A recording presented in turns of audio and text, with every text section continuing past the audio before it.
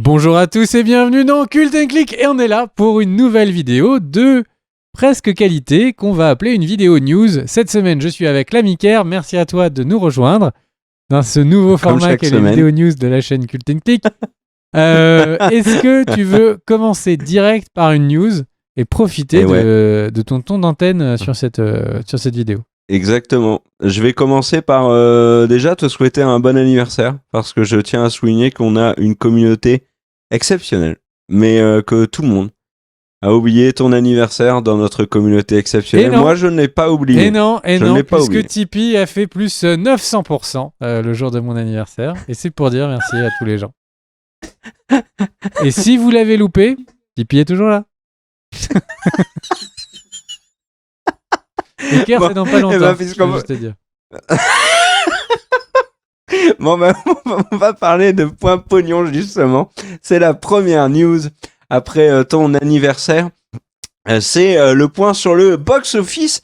Et je vais vous parler du box-office français, puisque même si certains continuent à dire que haut et fort qu'il n'y a pas de baisse de la fréquentation en salle en France, à cause de la pandémie ou à cause du pass sanitaire, même si absolument tous les spécialistes, y compris la ministre, ont reconnu cela, je fais un point France parce qu'il y a des choses qui ont évolué et il y a quand même des beaux petits succès qu'il faut souligner. Je vais faire un point sur 2021 et où est-ce qu'on en est en France. Alors déjà, globalement, on est très très loin des chiffres d'une année classique. Le plus gros succès n'a que 2,6 millions d'entrées, c'est Kaamelott. Le deuxième plus gros succès, c'est un film américain, Fast and Furious 9 de Justin Lin, 1,9 million. Conjuring a très bien marché en France, mais les Conjuring marchent bien en France alors que le 3 s'est planté aux US. En France, ça a été un joli petit succès, il est presque à 1,9 million. Film français qui marche bien, Bac Nord, 1,8 million. Autre film français qui marche bien, c'est La Chambre Noire, si je dis pas, La Boîte Noire, pardon, avec Pierre Ninet, qui marche bien aussi. OSS 117, par contre, ça a été un petit échec, j'ai envie de dire, 1,5 million. Pas de patrouille, le film, c'est pas mal. Mais il faut quand même parler de Dune. Et oui, Dune, que vous retrouvez en critique sur notre chaîne. Dune a atomisé Shang-Chi, la légende des 10 anneaux, a atomisé Black Widow et va gentiment atomiser le reste en visant les 3 millions et potentiellement être le plus gros succès de l'année 2021. C'est possible, ça va dépendre de ce qui va sortir par la suite de l'année. Ah mais non, je suis bête, il y a James Bond. Donc James Bond risque de calmer Dune. Mais Dune, c'est très bien. Félicitations aux Français qui sont allés voir Dune au cinéma, parce que c'est un film, soit on l'aime pas, mais en tout cas c'est un film qui mérite qu'on le voit au ciné. Passons maintenant aux US avec un petit point sur Shang-Chi justement et la légende des 10 anneaux. Le film a récolté il a récolté 200 millions de dollars aux US, ce qui est plutôt correct. Un peu moins de 400 millions au niveau mondial, et il a un énorme problème, c'est que il ne sortira normalement pas en Chine. Le film a été rejeté par ceux qui gèrent tout ce qui est censure et tout en Chine. Pour la raison est simple, c'est les propos de l'acteur, donc c'est Simon Liu, si je dis pas de bêtises, l'acteur qui a critiqué le régime, Simu Liu, qui a critiqué le régime communiste de la Chine, en se basant sur l'expérience de ses parents. À mon avis, chez Disney, ils font sacrément la gueule. Donc voilà pour Shang-Chi. Alors c'est a priori pas définitif, même s'il faut bien reconnaître que ça sent quand même très mauvais. Pour Shang-Chi qui a quand même eu son petit succès et qui logiquement, c'est même sûr, va battre Black Widow au box-office mondial. Est-ce qu'il va réussir à battre Godzilla vs Kong ? Ça, c'est moins sûr. Il ne rattrapera pas Fast and Furious 9, qui est le film américain qui a fait le plus de recettes cette année. Dune, bien évidemment, pour l'instant, n'étant pas sorti aux États-Unis, puisqu'il sort mi-octobre. Voilà pour ce point pognon, ma foi, relativement long. À toi, mon cher Greg, fais-nous rêver avec une news comme tu sais en faire si bien. Eh bien, petite news, mais petite news assez douce, assez veloutée. Eh bien, c'est tout simplement le Book of Boba Fett, donc le livre imagier de Boba Fett, qui a enfin une date de diffusion. On parle évidemment de la fameuse série 2.5 de Mandalorian. Voici le petit poster et la date, c'est quoi? Eh ben, c'est le 29 décembre sur Disney+. Et alors là, il y a les gens qui dressent une oreille comme ça, ils me disent mais 29 décembre, il n'y aurait pas déjà la série sur Hawkeye? Et oui, pour l'instant, les deux sortent le même jour, ce qui est extrêmement bizarre, mais pourquoi pas, j'ai envie de dire, 2 fois plus de plaisir, 2 fois plus de douceur. En tout cas, cette saison que j'attends beaucoup, du Book of Boba Fett, parce que j'adore le Mandalorian, mais surtout parce que je suis très curieux de savoir qu'est-ce qu'ils vont bien pouvoir nous faire. Et pour l'instant, ils ont réussi à faire des choses qui n'étaient pas que nostalgiques. Alors, on va voir ce qu'ils vont créer. C'est à toi pour ta news d'après. Et moi, je réagis sur un truc que tu as dit sur Boba Fett, c'est que du coup, ça ressort un mercredi. Et donc, on peut maintenant presque acter, je pense, le fait que les séries Disney+ ne sortiront plus le vendredi, pour ne pas être en frontal avec les grosses sorties Netflix et les grosses sorties Apple TV, si Apple TV arrive à les faire décoller, parce qu'ils ont quand même des séries mastodontes, que ce soit Fondation, The Morning Show, Si, etc. Donc voilà, moi je vais vous parler maintenant de Dune. Justement, vu que je suis dans ma période Dune, que j'écoute Dune, etc., j'ai quelques petites news. Alors on va déjà parler d'une série. Alors qui il y a eu beaucoup d'articles qui en ont parlé au moment de Dune. Des articles un peu putaclic, j'ai envie de dire, sur le développement d'une série sur les Bene Gesserit, qui serait en développement sur HBO Max. Donc vous savez, l'ordre des mystérieux dont fait partie Jessica. Beaucoup de ces news disaient mais alors si cette série est en développement, eh ben c'est que c'est quasiment acté qu'il y aura une suite.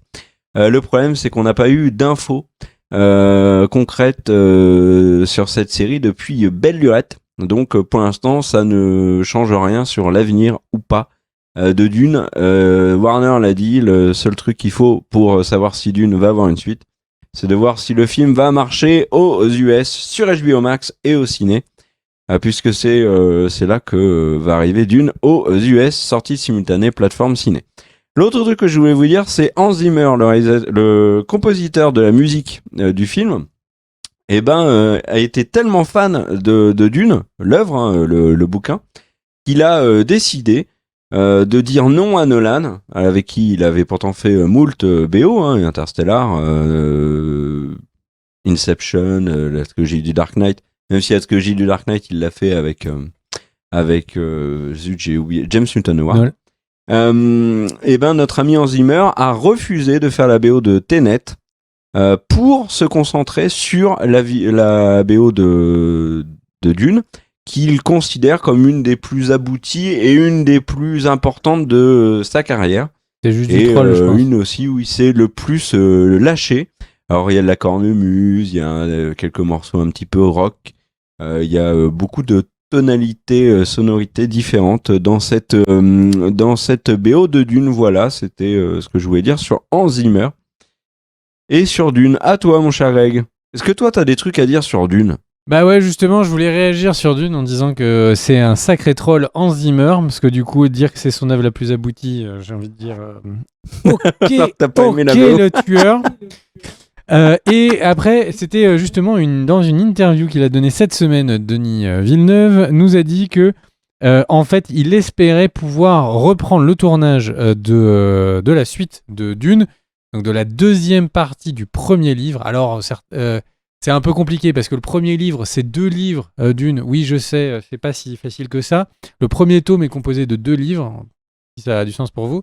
Et donc, le film 1, c'est la première moitié du tome 1, donc le premier livre du tome 1. Et le deuxième film sera la deuxième partie du tome 1. Et donc, il a dit qu'il espérait pouvoir reprendre le tournage dès 2022 avec toute l'équipe.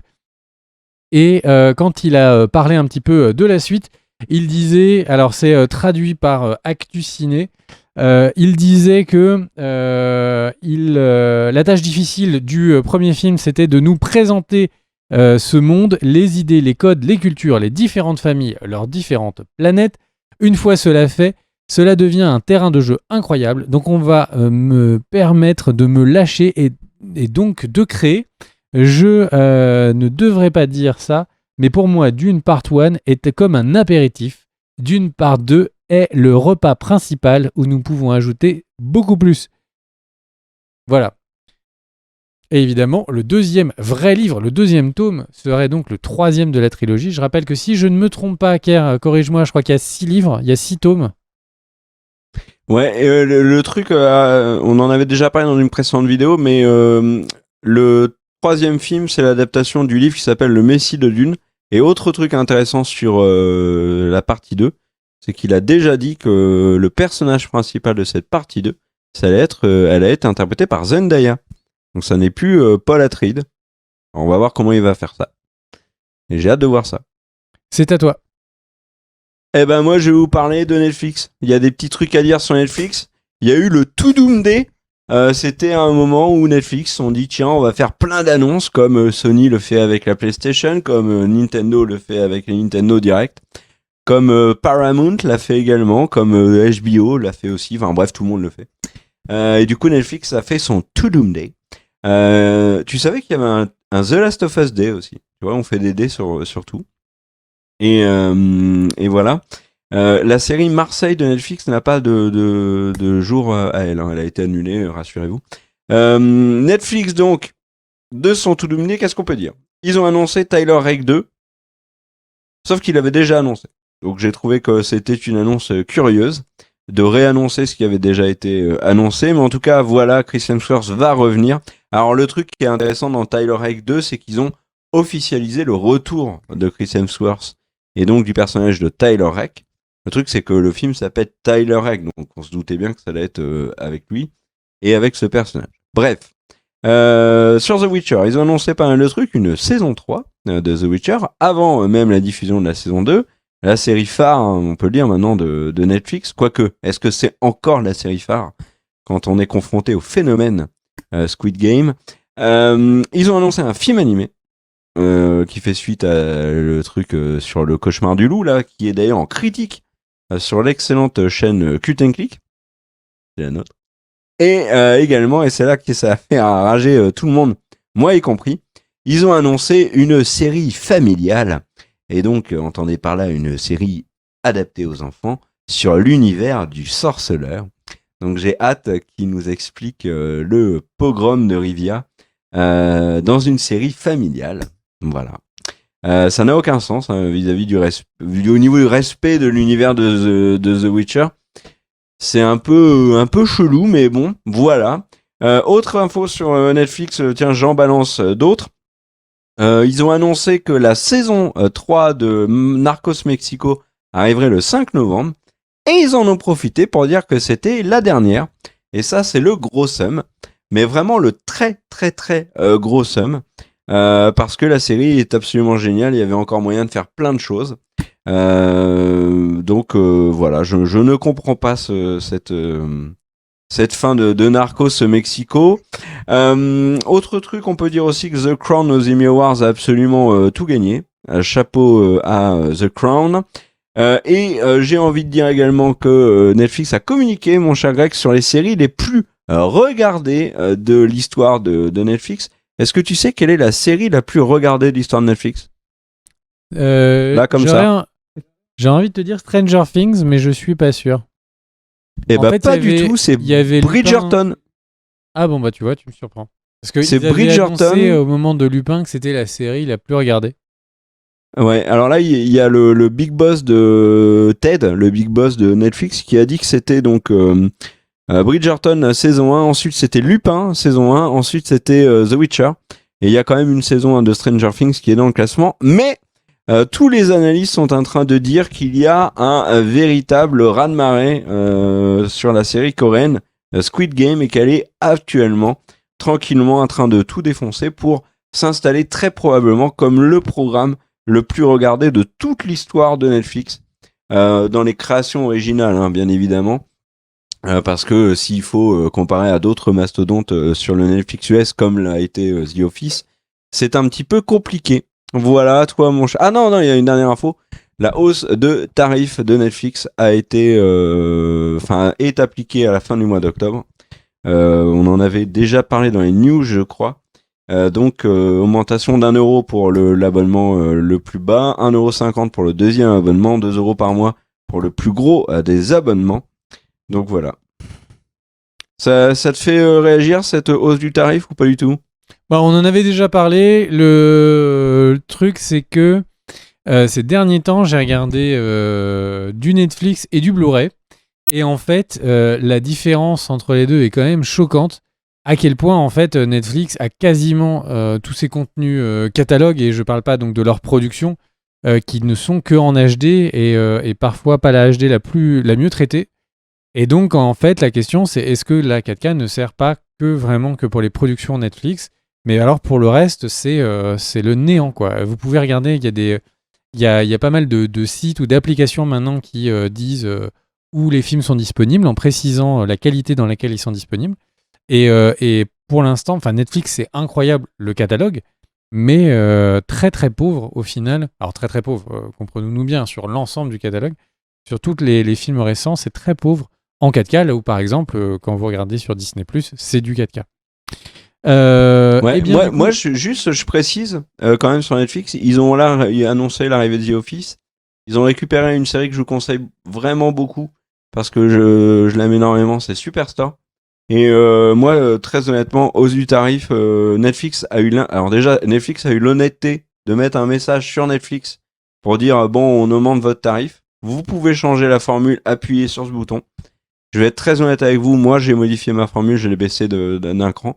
Mais au moins, saluons le fait qu'ils l'ont pas fait en douce et ils ont permis à tout le monde de modifier le tarif.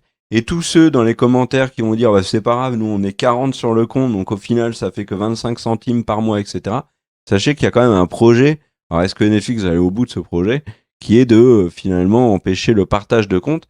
Et quand il y aura plus de partage de compte, eh ben la hausse du prix, la hausse de l'abonnement, vous la sentirez. Donc voilà, après la hausse, elle peut se comprendre au vu des investissements. Netflix a investi beaucoup plus que n'importe quelle plateforme. Donc voilà. À toi, mon cher Greg, pour une news. Eh bien, tu parlais de Squid Game, si je ne me trompe pas. Et moi, j'ai juste envie de fêter un anniversaire. C'est mon anniversaire. Mais c'est aussi l'anniversaire de Battle Royale qui a 20 ans. Alors, qu'est-ce que c'est que Battle Royale ? C'est un film qui, comme son nom l'indique, était un Battle Royale. C'est juste que c'est un des premiers films sur le sujet et un des premiers films qui a été un gros succès sur le sujet. Avec donc, pour principe, on est dans un futur proche. L'humanité décide, pour contrôler la population, de faire des exterminations de lycéens qui doivent se tuer entre eux. Et dans ce film, il y a déjà tout. Il y a tout ce que vous allez voir après dans les jeux Battle Royale, comme les Fortnite ou autres. C'est-à-dire une île, ils sont là, ils ont des loots, des objets qui vont petit à petit... certains sont des mitraillettes, d'autres sont des couteaux. Il y en a pas une qui a une cuillère de l'île. Oui, non, mais il y a des trucs. Vraiment, les gens ne sont pas tous aussi chanceux les uns que les autres. Et les zones de l'île qui se réduisent au fur et à mesure pour être obligés les gens à s'affronter.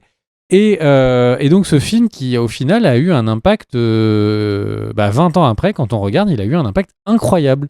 À la fois sur le monde du jeu vidéo, à la fois sur le monde des films, à la fois sur le monde des séries, des animes, des mangas. Enfin, vraiment un film qui, moi je me souviens à l'époque, était un petit peu culte, tout le monde voulait voir ce que c'était, mais je pense qu'on était très loin de... Puis il y a le manga aussi, Battle Royale. Il aurait un impact aussi fort.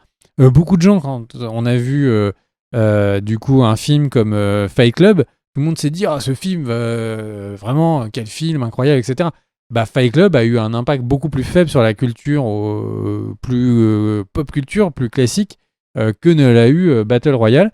Donc, et ce qui est assez étonnant, c'est que dès 2009, il y a une citation de Quentin Tarantino qui disait que pour lui, Battle Royale était le meilleur film de ces 20 dernières années, et que s'il avait voulu réaliser un autre film que ces films, eh bien, ça aurait été Battle Royale. Donc, Quentin Tarantino qui a toujours le nez pour déceler un petit peu les merveilles.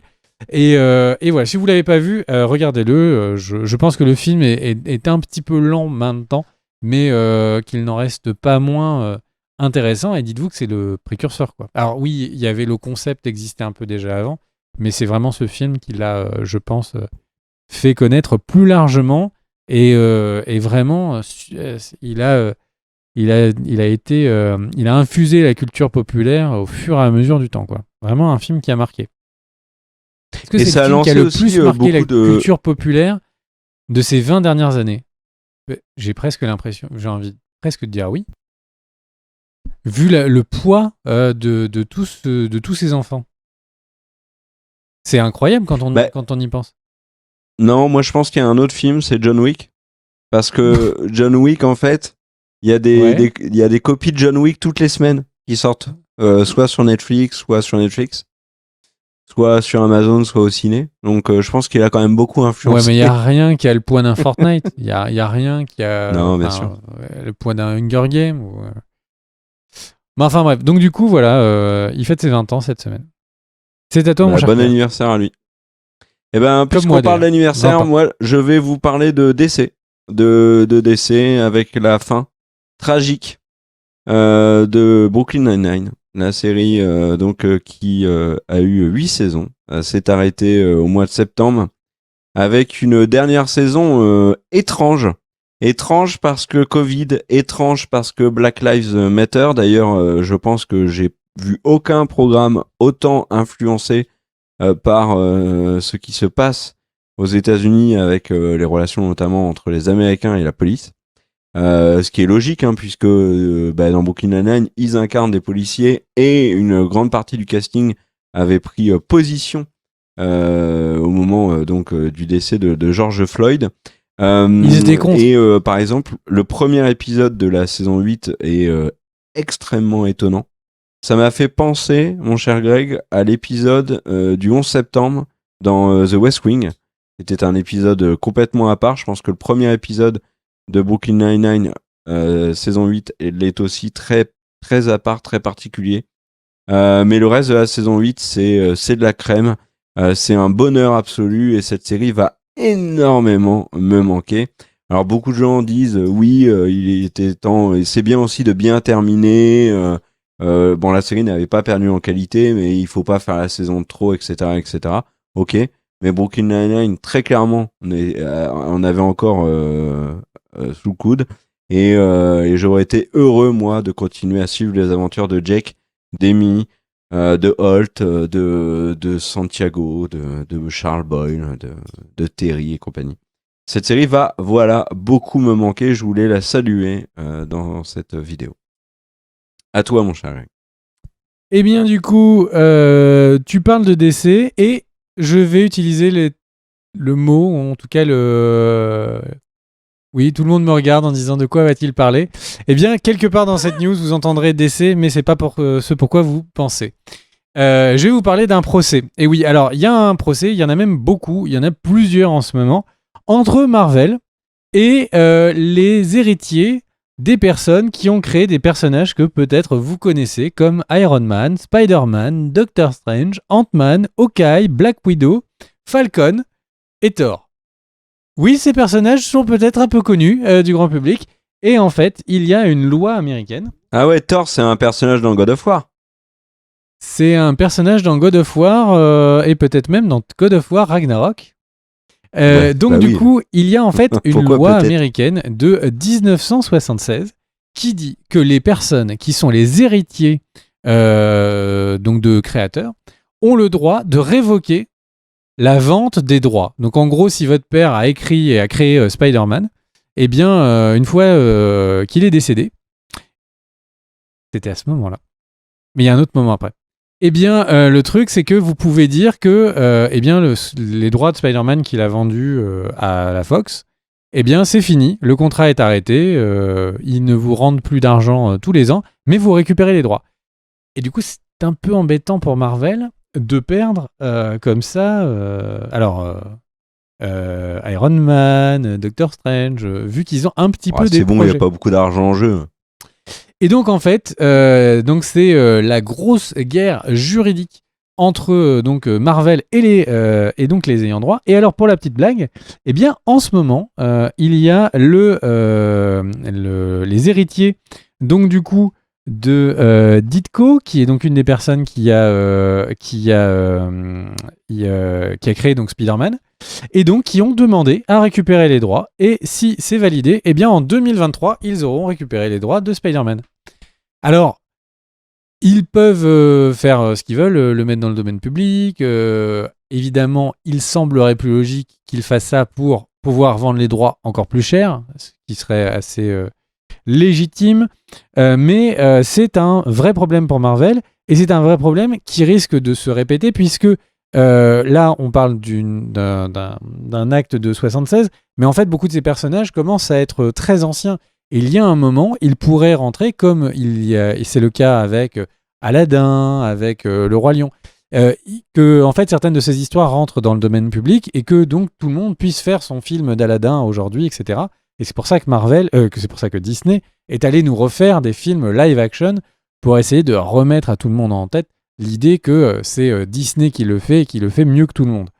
Le truc, c'est que DC, et oui, donc c'était à ce moment-là que je voulais parler de DC, donc DC, en fait, a déjà eu exactement les mêmes problèmes que Marvel, et a gagné tous les procès. Voilà, donc on n'est pas en train de dire que Marvel est sous danger imminent, mais si dans quelques années, vous voyez qu'il y a des films de Doctor Strange qui sont reportés sans raison, c'est peut-être tout simplement parce qu'un des ayants droit aurait gagné et serait en renégociation. Les Spider-Man ont été mis en pause quand il y a eu un problème de droit entre du coup Sony et Marvel. Donc des petites choses qui peuvent avoir leur impact. Et puis imaginez 2 secondes que l'ayant droit de Spider-Man dise que lui il veut décider de le mettre dans le domaine public pour que tout le monde puisse faire son œuvre de Spider-Man. Je pense que ce serait plutôt marrant de voir 15 films Spider-Man qui sortent en décembre pour Noël. Mais bon, j'ai envie de dire, ça te fait réagir, mon cher Car, cette news ? Et je trouve ça très intéressant. Et puisque tu as parlé de Spider-Man, j'en profite pour dire que tu m'avais conseillé de faire le jeu Spider-Man sur PlayStation, ce que j'ai fait. Et si vous n'avez pas fait, que vous êtes possesseur d'une PlayStation 4 ou 5, je vous conseille chaudement de terminer la vidéo, de mettre un pouce vers le haut, un petit commentaire, et ensuite de mettre vos chaussures, un slip et d'aller acheter Spider-Man, parce que c'est vraiment un jeu qui mérite d'être fait. Voilà. Et puisque tu parles de Disney, j'ai des trucs à dire sur Disney, je peux ? Écoute, vas-y, je suis toujours sur le choc. Tu penses vraiment que les gens qui regardent Cult & Click, qui sont donc des gens cool par essence, des gens stylés, sont des gens en slip ? C'est une communauté du caleçon, enfin, clairement, j'ai envie de dire. Oui, non mais je mettais... ou du boxeur, ou du boxeur, soyons, oui, voilà, soyons le boxeur, entre le slip, gens bien. le caleçon, vous mettez, vous mettez ce que vous Voilà. voulez. Ou si vous êtes au Cap Et d'Agde, mesdames, vous elles, mettez rien. je suis persuadé que c'est du style aussi. Mais Alors, là, moi, je veux vraiment, les revenir Santiago et sur, les slips, il Disney. n'y a que dans ton or que ça s'entend. Ne nous dispersons pas et recentrons-nous sur l'essentiel, la substantielle moelle de notre planète qu'est Disney. Pour vous dire que plusieurs trucs. D'abord, il y avait un conflit entre Scarlett Johansson et Disney. Que vraiment c'était la guerre entre les deux. Ils se sont mis autour d'une table. Ils ont discuté. Ils ont trouvé un accord. Que la presse américaine chiffre en plusieurs dizaines de millions de dollars. On n'a pas le chiffre exact, mais Scarlett Johansson a récupéré moult piécettes. Et du coup, ils ont tellement fait la paix que Scarlett Johansson est associée à un nouveau projet qui est le film Tower of Terror, qui est l'adaptation donc d'une attraction Disney. Autre truc important à dire sur Disney. Alors là, pour l'instant, on est dans de la pure spéculation, mais qui a été pondue, je crois, par Variety, donc c'est quand même du lourd. Variety a fait un article pour dire que Disney en avait ras-le-bol de la chronologie des médias en France et de ne pas pouvoir sortir comme ils le souhaitaient leurs films sur la plateforme Disney+, qui à mon avis ne marche pas aussi bien qu'on le pense en France, malgré des efforts d'ailleurs en fin d'année, je trouve, avec des séries originales. Alors il y a la série avec Le Dernier Homme sur Terre, il y a la série avec Selena Gomez, Tim Martin, il y a eu Star Wars Vision, il y a What If, etc. Donc il y a du contenu là qui apparaît sur Disney+. Mais ils sont embêtés toujours et toujours par la chronologie des médias. Si bien que Variety dit que Disney envisage de ne plus du tout sortir ces films au cinéma en France pour pouvoir être débarrassé de la chronologie des médias et le sortir quand ils le souhaitent sur Disney+. Alors rien n'est acté, bien évidemment, c'est très probablement un coup de pression, mais s'il y a un bras de fer qui est lancé entre Disney et ceux qui gèrent la chronologie des médias, Canal, etc., etc., je pense que Disney a des biceps suffisamment solides pour gagner le bras de fer. Donc on verra, en tout cas, il y a la menace qui pèse sur ça. T'en penses quoi, toi? Bullshit ou pas? Alors j'en pense deux choses. Déjà pour réagir sur la chronologie des médias, je pense que Disney est très costaud et a des très gros biscottos. Mais je pense que le gouvernement qui donc va ultimement décider de la chronologie des médias ne peut pas, sous aucun prétexte, surtout quand on est aussi proche d'une réélection présidentielle ou en tout cas d'une élection présidentielle, se plier à des demandes d'une société américaine.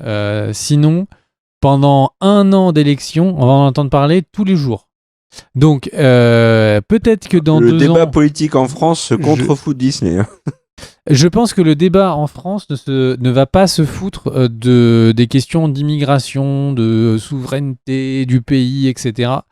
Et que Marvel, c'est quelque chose, et Disney, c'est quelque chose qui peut parler à plein de gens. Mais bon, après, on peut toujours être surpris. Et après, l'autre point, c'est qu'en fait, même si le tissu économique de cinéma, les cinémas vivent beaucoup grâce aux blockbusters qui font qu'il y a des pop-corn qui sont achetés, que les gens retournent au cinéma en masse pour aller voir un Shang-Chi. En fait, très clairement, le cinéma américain et particulièrement le cinéma de Disney qui est là pour envoyer blockbuster après blockbuster, je pense qu'il ne faut pas oublier qu'on a une politique française très particulière depuis des années d'avoir un certain nombre de films français qui sont financés, d'avoir les chaînes de télé qui financent le cinéma, etc. Et je pense que le tissu des professionnels, donc de ceux qui gagnent leur argent du cinéma français, de la diffusion en France, etc., je les vois pas 2 secondes se dire que peut-être leur économie à eux, leur revenu à eux, leur salaire à eux pourrait être bougé d'une quelconque manière pour se plier à des demandes de Disney. Après, Disney, ça ramène beaucoup de gens en salle. Et la question qui serait intéressante de poser à un Gaumont ou à UGC, c'est à quel point, en fait, les cinémas vivent sur les Disney. On avait fait un sujet il y a quelques années, et il y avait une estimation que Disney serait 51% des revenus faits en salle l'année où on avait fait le dossier. Donc c'est oufissime. La question, c'est que les 49 autres. Mais plus maintenant. Oui, plus maintenant avec le Covid. Mais le truc, c'est que... Non, mais pas que ça, en fait. Si tu regardes, là, je réagis à ta remarque, et j'ai le classement des films sortis en 2021 en France. Le premier, pas Disney.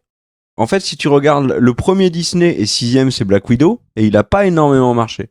Ensuite, t'as 8e Cruella, 10e Shang-Chi, au box-office français, hein. 10e Shang-Chi qui, honnêtement, ne remplit pas les salles, contrairement à ce qu'on pouvait penser avec son démarrage. Jungle Cruise, qui avait pourtant tout pour marcher, s'est planté. Il a même pas fait le million d'entrées. C'est pas fou, hein. Franchement, c'est pas fou, hein. Ouais. Après, le truc, c'est que oublie pas que y a pas grand monde qui, avec la force de Disney, a annoncé des blockbusters tous les 3 mois sur les prochaines années, avec des licences qui sont très fortes, et on sait déjà... Il y a la Warner. Les grosses salles, etc., savent déjà en 2023 quels sont les gros week-ends, etc. Donc ça a beaucoup d'impact, mais pour revenir à ce que je disais, ça a beaucoup d'impact, mais j'ai du mal à croire que le reste de l'industrie se retourne pour faire plaisir à Disney. La deuxième chose que je voulais dire par rapport à ta news, que tu m'as, pour la parenthèse, un peu piqué, sur Scarlett Johansson, en fait, ce qui est intéressant dans ce rapprochement entre, en tout cas cette fin de procès entre Scarlett Johansson et Disney, et notamment avec Alan Bergman, qui est donc le doyen de Disney Studios, en fait, c'est que bon, non seulement ils ont trouvé un terrain d'accord, elle est contente, et en plus elle va être sur le prochain film, un prochain projet qui s'appelle Tower of Terror. Donc encore une fois, un film basé sur une des attractions de Disneyland. Et en fait, le truc, c'est que ce qui est très important à regarder donc dans ces comptes rendus de négociations, c'est qu'en fait, une des raisons qui fait qu'ils sont arrivés à un accord, c'est le fait que Disney accepte que Disney Plus soit beaucoup plus valorisé qu'avant dans les deals. C'est-à-dire que, pour le rappel, les acteurs touchaient du cash, un montant X quand ils signaient, et en plus, pour les très gros, ils avaient une partie des revenus, des bénéfices qui étaient faits sur les tickets en salle. Et Disney Plus n'était soit pas valorisé, soit très mal valorisé. Sauf que quand un film est diffusé sur Disney Plus majoritairement, à un mois après la sortie du film, et ben d'un seul coup, ça coupe drastiquement les revenus de ces acteurs. Ils ne sont pas à plaindre, on est d'accord. Mais ça coupe drastiquement une partie de ses revenus. Et puis après, on peut toujours argumenter que ils sont une des raisons de ces bénéfices, donc pourquoi n'en profiteraient pas? Et en fait, ce qui est intéressant, c'est que là, on pourrait dire, bon, c'est qu'un accord qui ont été trouvés entre eux. Mais souvenez-vous, il y a 2 vidéos news précédentes, on avait dit que même les frères Russo, en ce moment, étaient en panne de signature avec Disney, qu'ils ne signaient pas pour faire les futurs Marvel, les futurs films Disney, parce qu'ils n'arrivaient pas à trouver un accord pour justement une manière de monétiser ou une manière d'être sûr de savoir qu'est-ce qu'ils allaient gagner en signant chez Marvel. Donc en fait, le procès entre Scarlett Johansson et Disney avait vraiment un effet, créé un effet papillon assez important. Et le fait que Disney dise ok, c'est bon, Disney+, on va le valoriser mieux, ça a une valeur, etc. Ça veut dire 2 choses. Ça veut dire, que ils ont réglé le problème de Scarlett Johansson et potentiellement de tous les autres stars et techniciens stars, réalisateurs qui sont en train d'être bloqués et qui bloquaient la production de leur futur projet. Mais ça veut dire que ça met une sacrée pression à Disney+, parce que Disney+, déjà, là tout de suite, personne ne sait si un Mulan ou si un film comme ça a été, ne serait-ce que potentiellement rentable avec la vente directe dans une plateforme Disney+, vu le climat complètement inédit du Covid. Et donc, ça veut dire qu'il faut que les films soient d'énormes succès pour pouvoir payer la production du film, les 200 millions de budget, les 300 millions de budget, 400 millions de budget parfois, et en même temps d'aller payer les acteurs qui vont être mieux rémunérés sur les places Disney+. Donc ça veut dire qu'un film qui ne sortirait que sur Disney+, va avoir un poids colossal de rentabilité. Donc il va falloir que ce soit un phénomène international où tout le monde se jette sur le film, le paye cash, pour que du coup les films soient considérés comme aussi rentables qu'ils ne l'étaient au cinéma. Alors évidemment vous allez me dire, oui mais au cinéma il faut payer les salles, etc. etc. C'est vrai. Mais est-ce que ce sera un succès une fois la moitié de ce que ça aurait pu représenter au cinéma, 2 fois ce qui est au cinéma? On est vraiment dans l'inédit, et je pense que du coup d'aller financer des films à 300 ou 400 millions de dollars, ça va être un sacré pari pour les films qui seraient Disney Plus only. Voilà. Tu veux y réagir avant de passer à ta news suivante? Non, je trouve ça très intéressant et je pense qu'on aura l'occasion d'en reparler dans une autre vidéo. Parce que c'est en effet, notamment, on fera un bilan de 2021 et des sorties plateformes ciné, parce qu'il y a vraiment beaucoup de choses à dire. D'ailleurs, je vais en parler dans ma prochaine news, mais avant, je vais vous parler d'une news bonne nouvelle. Parce que dans notre monde actuellement, les bonnes nouvelles sont très rares. J'ai envie de vous faire plaisir à votre petit cœur. Installez-vous confortablement dans votre siège, attrapez votre doudou et c'est parti, écoutez ça. Howard Shore, qui est donc le compositeur du Seigneur des Anneaux, est en négociation pour devenir le compositeur de la série Le Seigneur des Anneaux sur Amazon. Voilà, si c'est pas une bonne nouvelle ça. Surtout qu'il pourrait le faire également avec le compositeur de God of War, qui est aussi le compositeur de la série Fondation, dont j'ai oublié le nom, Beer machin truc. Machin truc n'est pas son vrai nom, je le précise. Mais bon, voilà, la BO de God of War défonce. Celle de Fondation a l'air pas mal. Donc je pense que le monsieur a un certain talent. Et travailler avec Howard Shore, qui lui n'a absolument plus rien à prouver, tant il a pondu une des plus grandes BO de l'histoire du cinéma. Et ben voilà, ça fait plaisir. Puisque je vous ai donné une bonne nouvelle, j'ai envie d'enchaîner avec une mauvaise nouvelle. Et oui, il y a toujours un double effet qui se coule. Cette mauvaise nouvelle nous Je peux est me permettre offerte quand même de par Ridley rajouter Scott. une petite vas-y. information. Attends, t'as cassé mon effet, effet Howard qui se coule. Shore, je vais juste dire un truc. Howard Shore, très grand compositeur devant l'éternel, a 74 ans. Et la série n'est pas prête à être diffusée tout de suite. Alors, vous pouvez me dire, c'est pour ça peut qu'il bosse commencer à avec bien composer, machin etc. truc. Mais bon, c'est très cool. Il va faire les thèmes. Je comprends complètement pourquoi est-ce qu'ils ont envie de l'avoir sur le nom de l'affiche. Mais voilà. Après, c'est la création de musique. Hein. Il est pas. C'est quelque chose qu'on peut faire plus vieux que d'autres métiers. Mais bon, voilà, il a 74 ans. Quoi. Il a vraiment dû prendre un très gros chèque pour sortir de sa retraite. Quoi. Mais l'âge, en musique, Greg, il y a un truc qu'il faut pas. C'est oublier, comme le bon vin. C'est que plus personne n'est. John Williams c'était la Mozart du Boléro de Ravel, comme disent les puristes. John Williams est très vieux et il travaille encore. Et il ne faut pas se limiter à l'âge, voire même à l'espèce pour juger. Regarde, Beethoven est un chien et il a fait des trucs super stylés. Donc il faut vraiment, à un moment donné, il faut respecter ça. Moi, je respecte Howard Shore et j'enchaîne sur ma mauvaise nouvelle, qui est donc offerte par Ridley Scott. Ridley Scott nous avait déjà dit il y a quelque temps, c'était à 1 an ou 2, que un matin, en buvant son café aux toilettes, il avait eu l'idée de faire une suite à Gladiator 2. Une suite à Gladiator qui s'appellerait Gladiator 2. Et en fait, là, il a dit que il terminait, il faisait un autre film et qu'après il s'attaquait à Gladiator 2, donc c'est toujours dans les tuyaux. Et figurez-vous qu'il y a des rumeurs aux US qui circulent beaucoup sur le fait que Chris Hemsworth aimerait être dans le film. Donc voilà. Chris Hemsworth qui joue Thor. Hein. Donc Gladiator 2. Alors maintenant, je vais vous parler d'HBO Max, si tu le permets, mon cher Greg. Ça sera ma dernière news. Après voilà, vous offrez le bilan calmement.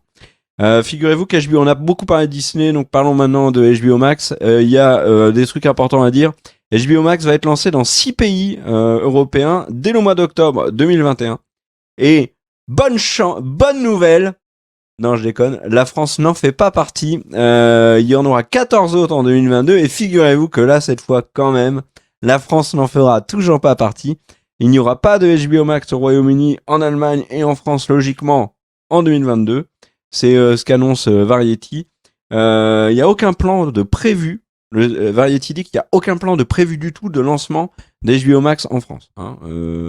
Et aussi en Angleterre et en Allemagne. En Angleterre, il y a un accord avec Sky pour la diffusion du contenu de HBO. En France, il y a un accord avec OCS, donc c'est plutôt bon pour OCS.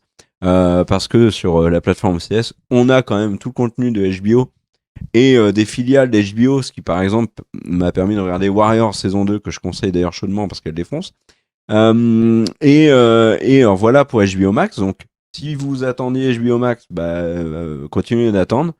En attendant, vous avez OCS pour le contenu de HBO.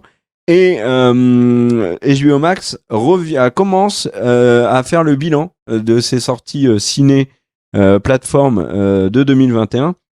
Il y a un truc qui est important, c'est qu'il y a une fusion avec Discovery qui s'opère là au niveau de la plateforme de streaming, et que le big boss actuel de Warner Media HBO Max va sauter, et du coup il commence un peu à parler, et il dit globalement qu'il s'excuse pour la gêne occasionnée auprès des différents acteurs du cinéma américain sur le fait qu'ils ont annoncé, tu t'en rappelles, hein, fin 2020, que tous les films de 2021 allaient avoir, enfin tous les gros films de 2021 allaient avoir une sortie simultanée au ciné et sur HBO Max. Et beaucoup de personnages importants d'Hollywood n'étaient même pas au courant. Le big boss de HBO Max qui s'appelle Jason Kilar, et qui voilà, il a dit qu'ils avaient pris la décision en une semaine et qu'ils n'avaient pas eu le temps d'appeler tout le monde. Ils n'ont notamment pas eu le temps d'appeler Christopher Nolan, qui du coup a signé chez Universal. Donc ça, peut-être qu'ils auraient dû l'appeler. Et il a dit qu'ils ont confirmé que c'était bel et bien une décision liée au Covid. C'était pas un test pour voir si ça marchait, ni une manière de booster HBO Max. Et le dernier film qui sera concerné par ces sorties simultanées, c'est Matrix 4 qui sort en décembre. et qui a un premier trailer qui est sorti. Donc voilà, et truc intéressant sur Matrix 4, je termine avec ça. Le film a été décalé d'une semaine, il sort en plein dans Noël. Donc vous irez avec votre bûche et vous pourrez ouvrir vos cadeaux, visiblement, puisqu'il sortira. Alors il devait sortir le 15, il sort le 22. Pourquoi est-ce qu'il a été décalé? Alors, du côté des Big Boss, on dit bah c'est tout simplement pour correspondre à la sortie américaine. Et en fait, ça serait plutôt parce qu'ils ont peur de se manger Spider-Man, le nouveau Spider-Man, celui qui fait fantasmer tant de gens sur le retour potentiel de Garfield, Tobey Maguire, etc., etc. Et ben lui sort une semaine avant. Donc on a une fin d'année fortement chargée. Voilà mon cher Greg. T'as d'autres news, toi? Oui, et je m'excuse de t'avoir piqué Scarlett Johansson. En tout cas, la news sur Scarlett Johansson. Il n'y a pas de souci. J'avais pas vu que tu avais pris. Et bah du coup, j'ai envie de dire, pour HBO Max, en fait, moi je suis très curieux de savoir qu'est-ce qui va se passer avec HBO Max, parce qu'on le rappelle, HBO, donc c'est groupe Warner. Groupe Warner, c'était AT&T. AT&T qui a beaucoup de problèmes d'argent, qui en est venu à vendre des actions dans plusieurs très grosses sociétés qui auraient ramené du contenu à HBO Max. Et HBO Max qui se retrouve donc dans le même groupe que le Discovery, avec donc une fusion entre un groupe qui possède des chaînes de télé, Warner, etc. Donc je pense qu'eux, ils sont sans doute armés en train de se dire on va faire plein de trucs, on va ramener les Game of Thrones, etc. etc. Mais l'argent est là où est l'argent dans leur boîte est visiblement en plein mouvement. Donc est-ce que ça va les mettre un petit peu en panne? On verra. Mais vraiment, et quand je parle de ça, c'est 17 mai 2021, l'annonce de AT&T de se désinvestir du groupe Warner. Donc et comme on le sait, les grosses boîtes mettent souvent 6 mois plus pour faire leur mouvement de société. Donc HBO qui ne peut pas, à mon avis, ne serait-ce que financièrement, se dire on va attaquer tous les marchés, casser tous les deals, on s'en fout, c'est parti. C'est juste que c'est vraiment un géant au pied d'argile en ce moment. Tu veux peut-être terminer et clôturer cette vidéo par le mot de la fin, comme tu as toujours su le faire. Eh ben, comme je l'ai fait dans la critique de Dune. Alors pendant la critique de Dune, on a arrêté la vidéo là, mais ce serait vraiment trop dur pour la chaîne. Le coup dur, c'était déjà fait sentir sur la vidéo Dune, avec un désabonnement massif. Là, voilà, voyez-le plus comme un appel au secours. Des bisous à tous, Ouais, alors, on se retrouve bientôt. Voilà, exactement. Et puis, j'ai envie de dire, on avait prévenu au début, hein, c'est une vidéo de presque qualité. Ciao, De ciao, presque. des bisous. Ciao, bisous.